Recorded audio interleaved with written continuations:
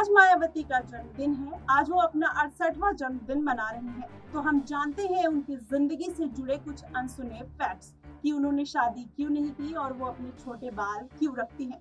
मायावती राजनीति में आने से पहले स्कूल में एक शिक्षक हुआ करती थी। उनका सपना आईएएस बनने का था और लेकिन उन्होंने 1984 में टीचर की नौकरी छोड़ दी और राजनीति में आ गई। मायावती ने 3 जून 1995 में देश की पहली दलित मुख्यमंत्री बनी। मायावती अविवाहित क्यों है? एक इंटरव्यू में उन्होंने जवाब देते हुए बताया कि उन्होंने शादी क्यों नहीं की। मायावती से एक इंटरव्यू में पूछा गया था कि उन्होंने आजीवन अविवाहित रहने का फैसला क्यों किया। इस पर मायावती ने जवाब दिया था, जब मैंने डॉक्टर अंबेडकर जैसे बहुजन नायकों के जीवन के बारे में पढ़ा तो मुझे लगा कि अब ये नहीं रहे। ऐसे में मुझे इनके सपनों को पूरा करना होगा, लेकिन ये काम इतना आसान नहीं है। इसके लिए 24 घंटे का समर्पण चाहिए। इसलिए मैंने जीवन भर अविवाहित रहने का फैसला किया। और जब उनसे छोटे बालों को लेकर सवाल किया गया तो उन्होंने बताया कि बड़े बाल होने पर उनको पीछे करके बांधना पड़ता है। अगर वो किसी दिन 6-7 जगह जाती हैं तो बार बार कंघी करके बाल ठीक करना होता है। इसमें बहुत ज्यादा समय खराब होता है।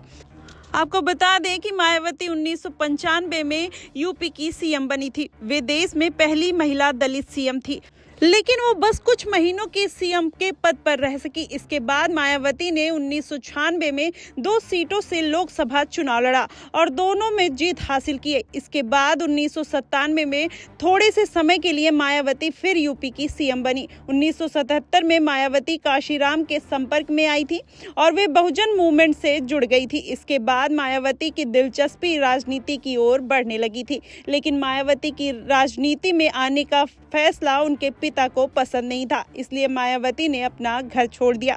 मायावती की राजनीति शुरुआत से ही अच्छी नहीं रही। वे अपने शुरुआती 3 चुनाव हार गई। 1984 में बसपा के गठन के बाद मायावती कोर टीम का हिस्सा बनी। उन्होंने 1984 में पहली बार कैराना से लोकसभा चुनाव लड़ा। इसमें उन्हें हार का सामना करना पड़ा। इसके बाद उन्होंने 1985 में बिजनौर और 1987 में हरिद्वार से चुनाव लड़ा, लेकिन सफलता नहीं मिली। मायावती ने 1989 में बिजनौर सीट पर उपचुनाव में जीत हासिल की और लोकसभा पहुंच गई।